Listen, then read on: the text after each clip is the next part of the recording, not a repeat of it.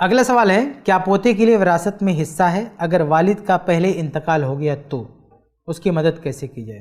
دیکھیے، سوال میں یہ پوچھا گیا ہے کہ ایک پوتا جس کے والد کا انتقال ہو گیا ہے تو دادا کی جائیداد میں اس کا حصہ ہے کہ نہیں؟ تو دیکھیے، پوتے کا دادا کی جائیداد میں کبھی حصہ ہوتا ہے، کبھی نہیں ہوتا ہے۔ نہ تو ہم یہ کہہ سکتے ہیں اس کو دادا کی پراپرٹی میں کوئی حصہ نہیں ہے، نہ یہ کہہ سکتے ہیں کہ حصہ ہے۔ تو دونوں شکلیں ہم دیکھ لیتے ہیں کہ کب پوتے کو دادا کی جائیداد میں حصہ ملتا ہے، کب نہیں ملتا ہے۔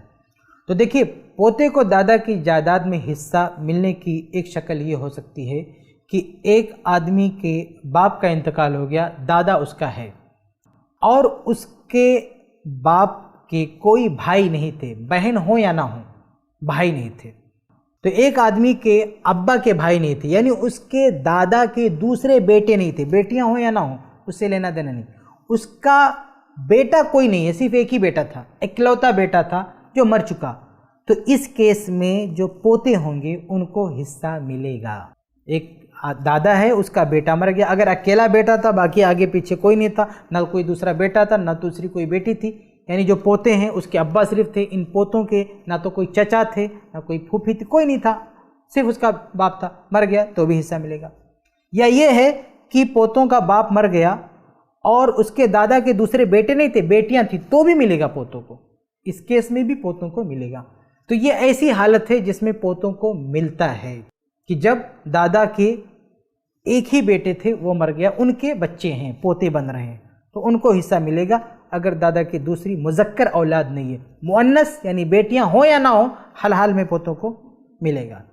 یہ شکل ہے پوتوں کو حصہ ملنے کی۔ لیکن دوسری شکل ہے کہ پوتوں کو حصہ نہ ملنے کی، یعنی جو لازمی حصہ ہوتا وہ نہ ملنے کی۔ وہ یہ کہ ایک شخص کے باپ کا انتقال ہو گیا، اب اس کے باپ کے دوسرے بھائی بھی تھے، بھائی مذکر اولاد تھے، بہن سے کوئی فرق نہیں پڑتا ہے، باپ کے بہن سے کوئی فرق نہیں پڑتا ہے، لیکن بھائی سے فرق پڑتا ہے۔ تو دادا کی اگر دوسری مذکر اولاد زندہ ہے تو اس کیس میں پوتوں کو نہیں ملے گا، اس کیس میں پوتوں کا کوئی حصہ نہیں ہوتا، یعنی جو لازمی شیئر ہوتا وہ ختم ہو جاتا ہے۔ دادا جب مرے گا تو اس کی جائیداد میں اس کے پوتوں کا کوئی حصہ نہیں ہوگا، بلکہ اس کی جائیداد میں جو حصے دار ہوں گے وہ دادا کے جو بیٹے زندہ ہیں وہ ہوں گے، اور ان کے ساتھ جو بیٹیاں ہوں گی، اگر ہوں گی تو ہوں گی، نہیں ہوں گی تو پھر دوسرے لوگوں کو جو اس کے مستحق ہوں گے ان کو ملے گا، لیکن پوتے اس وارثین کی لسٹ سے باہر ہو جائیں گے۔ البتہ یہ جو دوسری شکل ہے، اس میں ایک دوسرے طریقے سے اگر دادا چاہے تو پوتوں کی ہیلپ کر سکتا ہے۔ ظاہر سی بات ہے کہ اگر پوتے کے ابا مر گئے، دادا زندہ ہے، تو دادا تو دیکھ رہا نا کہ میری نظروں کے سامنے بچے یتیم ہو گئے اور اس کا باپ مر گیا، اور دادا کو یہ معلوم ہو کہ اگر میں مروں گا تو میری پراپرٹی جو ملنے والی تھی میرے بیٹے کو، بیٹا مر گیا، اب بیٹے کو نہیں ملے گی، اس کے بچوں کو نہیں ملے گی، یعنی میرے پوتوں کو نہیں ملے گی۔ تو اس کیس میں دادا اگر چاہے تو 1/3 مال کی وصیت کر سکتا ہے، کیونکہ اس کے پوتے وارث نہیں ہیں، اور غیر وارث کے لیے کوئی بھی آدمی وصیت کر سکتا ہے، چاہے وہ پڑوسی ہو، چاہے وہ کسی اور گاؤں کا، کسی اور علاقے کے رہنے والا ہو۔ تو جو وصیت آدمی ایک 3rd پرسن کے لیے کر سکتا ہے، دور بسنے والے کے لیے کر سکتا ہے، تو جو اپنی نسل کا ہے، جو پوتا ہے، ان کے لیے کر دے تو بہت اچھی بات ہے۔ تو جو لازمی کنیکشن ہوتا ہے وراثت کا وہ تو کٹ جاتا ہے اس دوسری شکل میں، لیکن ایک دوسرے ذریعے سے اگر دادا چاہے تو ان کو دلا سکتا ہے، بلکہ وہ زیادہ بھی دلا سکتا ہے، یعنی اور بیٹوں سے بھی زیادہ اس کو مل سکتا ہے اگر دادا چاہے تو 1/3، کبھی کبھی بیٹوں سے بھی زیادہ ہو سکتا ہے۔ تو دادا اگر چاہے تو وہ پوتوں کو دلا سکتا ہے۔ تو جو یہاں پوچھا گیا ہے کہ پوتوں کی مدد کیسے کی جائے، تو مدد اگر کرنی ہے، دادا اگر چاہے تو یہ اس کے پاس یہ حل ہے کہ وہ وصیت بنا کے 1/3 ان کو دلوا سکتا ہے۔ لیکن یہ واضح رہے کہ اگر دادا نے وصیت نہیں بنائی تو پھر ان پوتوں کو اس کیس میں نہیں ملے گا۔ اس لیے دادا کو جا کے سمجھانا چاہیے، کسی بھی فیملی میں ایسا کیس ہو جائے کہ باپ مر جائے، دادا زندہ ہے، دوسرے اس کے چچا بھی موجود ہیں، تو سمجھ جانا چاہیے کہ اس کا کنیکشن ٹوٹ چکا ہے، اب کسی اور ذریعے سے اس کو دلوانے کی بات کرنی چاہیے، جا کے فیملی والوں سے بات کرنا چاہیے، اس کے دادا کو سمجھانا چاہیے کہ بھائی یہ جو تمہارے پوتے ہیں ان کو نہیں ملنے والا شریعت کی روح سے، لیکن یہ دوسرا راستہ وصیت، آپ وصیت بنا دو اس سے پہلے کہ آپ کی موت ہو، آپ وصیت بنا دو گے تو ان کو مل جائے گا۔ تو سمجھانا چاہیے، بتانا چاہیے، لیکن اس سب کے باوجود بھی یہ ذہن میں رکھیں کہ اگر کسی نے سمجھایا نہیں، اسے پتہ نہیں تھا، یہ سمجھانے کے باوجود بھی اس نے وصیت بنانے سے انکار کر دیا، تو پھر ان پوتوں کو نہیں ملے گا۔ اور اس شکل میں یہ اعتراض ہوتا ہے، لوگ اعتراض کرتے ہیں کہتے ہیں کہ بھائی پوتے کو کیوں محروم کر دیا؟ تو اس کا جواب علماء کی طرف سے ایک کیا ہوتا ہے کہ بھئی ٹھیک ہے وراثت سے محروم ہو گیا لیکن وصیت سے دے سکتا ہے. لیکن بھیا اگر دادا وصیت بھی نہ کرے تب تو اعتراض پھر واپس آ جاتا ہے نا کہ وصیت آپ گن پوائنٹ پہ تو نہیں لے سکتے. اگر دادا بولے میں وصیت نہیں کرتا ہوں تب تو اس کو نہیں ملے گا. تو اس اعتراض کا کیا جواب ہے؟ تو اس کے جواب کے طور پہ میں دو باتیں آپ کے سامنے رکھنا چاہتا ہوں. سب سے پہلی بات یہ ہے کہ وراثت میں جو مال بڑھتا ہے وہ کیا دیکھ کر بڑھتا ہے یہ جاننا ضروری ہے. دیکھیے ایک مال بڑھتا ہے زکوٰۃ کا اور ایک مال بڑھتا ہے وراثت کا. زکوٰۃ کا جو مال بڑھتا ہے وہ غریبی دیکھ کے بڑھتا ہے, محتاجگی دیکھ کر بڑھتا ہے, ضرورت مندی دیکھ کے بڑھتا ہے.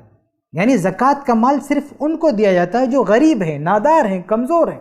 ظاہر ہے کروڑ پتی کو, خوشحال کو زکوٰۃ کا مال نہیں دیا جاتا ہے. لیکن وراثت کا سسٹم ہی الگ ہے. لوگ وراثت میں اعتراض کیوں کرتے ہیں؟ کیونکہ وہ زکوٰۃ والے نظریے سے دیکھتے ہیں یار یہ امیر ہے, یہ غریب ہو گئے, ان کو تو ملنا چاہیے. وراثت کا جو مال ہے وہ بلڈ ریلیشن پہ ملتا ہے, اس میں امیری غریبی نہیں دیکھی جاتی ہے. فار ایگزامپل میں آپ کو بتاؤں کہ ایک شخص مر گیا, اس کے دو بیٹے ہیں. ایک بیٹا, صرف دو بیٹے ہیں باقی کوئی نہیں ہے.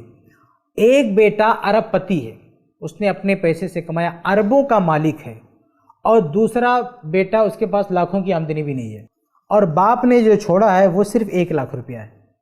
مان لیجیے ایک آدمی مر گیا, وہ صرف 1 لاکھ کی پراپرٹی چھوڑ رہا ہے. اس کے دو بیٹے, ایک بیٹا اربوں میں کھیل رہا ہے اور دوسرا بیٹا اس کے پاس لاکھوں بھی نہیں ہے. تو اب دنیا کو کیا لگے گا کہ یار یہ آدمی مر گیا, صرف 1 لاکھ روپیہ چھوڑا ہے تو اس غریب کو دے دینا چاہیے, اور جو یہ ارب پتی ہے اس کو 1 لاکھ روپیہ لے کے کیا کرے گا؟ لیکن یہ دنیا کہہ سکتی ہے, اسلام کا قانون نہیں کہتا. اسلام کا قانون کہتا ہے کہ اس کیس میں بھی جو 1 لاکھ ہے وہ 50-50 بٹے گا. 50,000 ارب پتی کو ملے گا, 50,000 اس غریب کو ملے گا جس کے پاس لاکھوں بھی نہیں ہے. یہاں کوئی بھی اس کی غریبی کی دہائی دے کر یہ نہیں بول سکتا کہ یہ انصاف کے خلاف ہے. تو یہ بات آپ سمجھیں کہ وراثت کا جو مال بڑھتا ہے وہ بلڈ ریلیشن کو دیکھ کے بڑھتا ہے, اس میں غریبی نہیں دیکھی جاتی ہے, امیری نہیں دی جاتی. تو لوگ کہتے ہیں یہ یتیم ہو گیا, روڈ پہ آگے اس کو اور ملنا چاہیے, اور ملنا چاہیے, اس کا دوسرا راستہ ہے. آپ غریبی پہ ترس کھا رہے ہیں, غریبی کو دور کرنا ہے تو اس کے لیے زکوٰۃ کا سسٹم ہے اسلام میں. لیکن یہ جو وراثت کا مال ہے یہ صرف بلڈ ریلیشن پہ بٹے گا, اس میں غریبی, کمزوری اور کون اوپر ہے کون نیچے یہ نہیں دیکھا جائے گا. یہ پہلا جواب ہے. اس لیے کسی کو اعتراض نہیں ہونا چاہیے اس سسٹم پہ. اللہ کا سسٹم ہے خونی رشتہ. تو جب ایک شخص کا اپنا بیٹا موجود ہوتا ہے تو خونی اعتبار سے یہ قریب ہوتا ہے اور پوتا دور ہوتا ہے. تو جو قریب ہوتا ہے وہ لیتا ہے, جو دور کا ہوتا ہے وہ نہیں لیتا. یہ سسٹم ہے وراثت کے مال بٹنے کا کہ وہ غربت کو دیکھ کر نہیں بلکہ قربت کو دیکھ کر اور رشتوں کو دیکھ کر بڑھتا ہے. یہ کسی کے چھوٹے بڑے کو دیکھ کر نہیں بڑھتا. یہ پہلی بات ہے. دوسری بات اور آخری بات, اس پر میں اس جواب ختم کرتا ہوں. دوسری بات یہ ہے کہ حقیقت میں دنیا میں بھی ہم اگر غور کریں تو یہی کر رہے ہوتے ہیں جو اللہ نے وراثت میں کیا ہے. یعنی ہم ذمہ داریاں جو بانٹتے ہیں وہ بیٹوں کی موجودگی میں پوتوں پر نہیں ڈالتے. فرض کیجئے کہ ایک آدمی بیمار ہے, اس کے 2 بیٹے تھے جن میں سے ایک مر چکا, اس کے پوتے موجود ہیں, اور دوسرا بیٹا زندہ ہے. یا 3 بیٹے تھے کسی کے, ایک بیٹا مر گیا, اس کی اولاد موجود ہے, یتیم بچے موجود ہیں, اور دوسری اس کی اولاد موجود ہے. وہ آدمی بیمار ہو گیا تو اب دنیا کس سے جا کے بولے گی اپنے ابا کا علاج کراؤ؟ ظاہر ہے کہ لوگ اس کے بیٹوں سے جا کے بولیں گے کہ تم اپنے ابا کا علاج کرو. کوئی جا کے یتیم بچوں سے نہیں بولے گا, پوتوں سے نہیں بولے گا. کوئی نہیں کہے گا پوتوں سے کہ تم اپنے دادا کا علاج کیوں نہیں کرا رہے ہو. دنیا جا کے بیٹے کو پکڑے گی کہ بیٹے تمہارا باپ بیمار ہے, جا کے اس کا علاج کراؤ. اس کے بیٹے موجود ہیں تو بیٹوں پر ذمہ داری پوری دنیا ڈالے گی کہ تم اپنے ابا کا علاج کراؤ. اس کے پوتے سے کوئی نہیں کہے گا کہ پوتے جاؤ اپنے دادا کا علاج کراؤ. البتہ اگر پوتا بھی آگے بڑھ کے حصہ لینا چاہے علاج میں تو اچھی بات ہے, لیکن دنیا اس پہ ذمہ داری نہیں ڈالے گی کہ بھائی بیٹے موجود ہو تو اب پوتے کیوں جائے علاج کرائیں, بیٹے علاج کرائیں. پوتے آگے بڑھے تو اچھی بات ہے, لیکن کوئی فورس نہیں کرے گا کہ پوتے تم بھی جا کے علاج کراؤ. بیٹوں کی ذمہ داری ہوتی. تو وہی تو اللہ تبارک و تعالیٰ نے بھی کیا ہے کہ جب ایک آدمی کے بیٹے موجود ہیں تو ان کا مال ان کو دے رہا, پوتوں کو نہیں دے رہا. البتہ اگر دادا پوتوں کو دینا چاہے اپنی طرف سے تو اللہ منع نہیں کر رہا ہے, وصیت کا راستہ ہے. تو جو قانون ہم دنیا میں لے کے چل رہے ہیں وہی قانون تو اللہ نے بنایا, اس میں اعتراض کی کیا بات ہے؟ دنیا میں ایک بندہ بیمار ہوتا ہے, ہم اس کے بیٹوں پہ ذمہ داری ڈالتے ہیں علاج کرانے کی, نہ کہ اس کے پوتوں پر. یعنی 3 بیٹوں میں سے ایک بیٹا مر گیا, اس کے پوتے ہیں, تو ہم پوتوں سے جا کے نہیں کہتے کہ تم بھی جا کے علاج کراؤ کیونکہ یہ تمہارے مرے ہوئے باپ کا بھی باپ ہے. نہیں, بلکہ جو اس کے بیٹے زندہ نا صرف وہ علاج کرواتے ہیں, پوتے نہیں کرتے. تو اللہ بھی وہی کر رہا ہے کہ اگر اس کی زندہ بیٹے ان کو حصہ دلا رہا ہے, اور جو بیٹا مر چکا اس کے بچوں کو کاٹ دے رہا ہے اللہ تعالیٰ.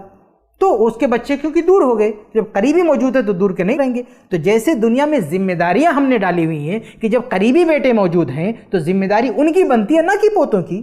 تو ایسے جب حصہ لینے کی باری آئے گی تو جب قریبی بیٹے موجود ہیں تو ان کو حصہ ملے گا، نہ کہ دور کے پوتوں کو۔ تو یہ دوسری بات ہے اس اعتراض کے جواب میں۔ خلاصے کلام یہ ہے کہ میرے بھائیو، پوتوں کو کبھی حصہ ملتا ہے، کبھی نہیں ملتا ہے۔ کب ملتا ہے وہ میں نے آپ کے سامنے واضح کر دیا، اور کب نہیں ملتا وہ بھی میں نے آپ کے سامنے واضح کر دیا، اور یہ بھی بتا دیا کہ جب نہیں ملتا ہے تو اس میں بھی ایک راستہ ہے، اس کو دیا جا سکتا ہے، لیکن یہ راستہ اجباری نہیں ہے، آپ مجبور نہیں کر سکتے ہیں، اور مجبور نہ کرنے کا نتیجہ یہ ہو سکتا ہے کہ یہاں محروم رہے، اور یہ محروم اس کا رہنا اور نہ ملنا یہ انصاف کے خلاف نہیں ہے، وہ بھی میں آپ کے سامنے واضح کر چکا ہوں۔ امید ہے کہ آپ کے سوال کا جواب ہو گیا ہوگا۔